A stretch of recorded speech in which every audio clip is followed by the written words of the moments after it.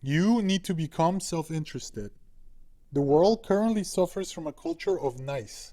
Don't do better than your peers because it wouldn't be nice. Don't rock the boat because it wouldn't be nice. Don't fight back because it would be mean and thus not nice.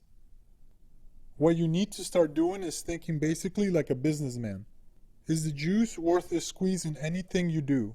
Helping one of your friends move. Is he worth it? Is he a good person? Do you like him? What has he done for you? Etc. Your time has value, and when you start putting a price on it, you will very quickly see who the ones are who do not care about you and the ones who do. You will find that number is very low. Secondly, stop with the defeatist attitude. If you ever read the book A Fighter's Mind by Sam Sheridan, you know what I'm talking about. People who succeed in life don't agonize over their problems. They focus on things that they can do to improve their situation. You need to read on the OODA loop. Observe, orient, decide, and act. Observe your problem. Orient your life towards how to solve the problem. Decide on the best solution and act accordingly. Then repeat. Stop being paralyzed by analysis and start acting and deciding, or else you will remain forever in a state where you will die by 1,000 cuts of minor inconveniences. Thirdly, value.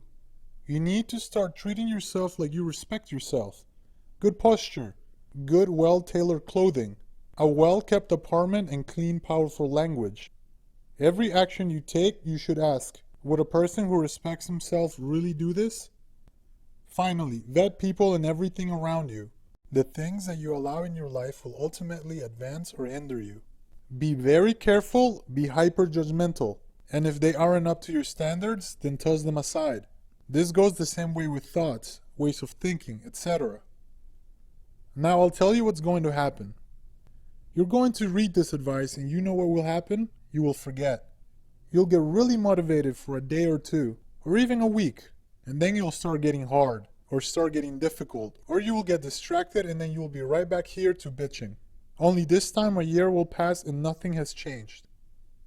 You need to ask yourself if you want to feel good or if you want to get results. If you want to get results, you need to create concrete, tangible goals to work towards with intermediate steps and an overall endgame. You need to focus, plan, and discipline yourself. Motivation is for losers. For example, you want to increase your value. Why?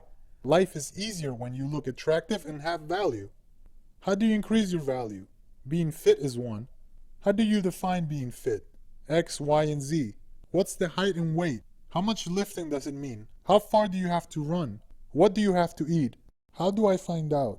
What are some resources I can use? By what time should I accomplish it? How much time do I have to give?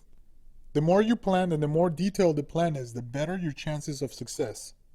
And finally, you must hold yourself 100% accountable and be 100% honest with yourself. The more you lie and the more you shift responsibility towards others, the more difficult the journey towards self-improvement and a better life will be. Every time you get screwed over at work, don't think, wow, fuck Jim, he's an asshole. If it wasn't for him, I wouldn't be in trouble. Instead, it should be, wow, I got screwed by Jim. What did I do and how can I prevent it from happening again? Do I stop associating with Jim? Do I explain he's an asshole? Do I not work near him in the future, etc.? My girlfriend cheated on me with my best friend. Wow, they're such shitty people. Rather than, okay, I'll let shitty people in my life. What can I do to make sure it never happens again? What behaviors do I need to change to make sure that if she wanted to cheat or if he wanted to screw me, he would choose not to do so? What are the signs and symptoms of disloyal people, etc.? And finally, hold everyone around you to the standards of an adult. No bitching, no whining. If you have a problem, that means you created a problem or you chose to ignore a problem. And you're an adult. You can fix it.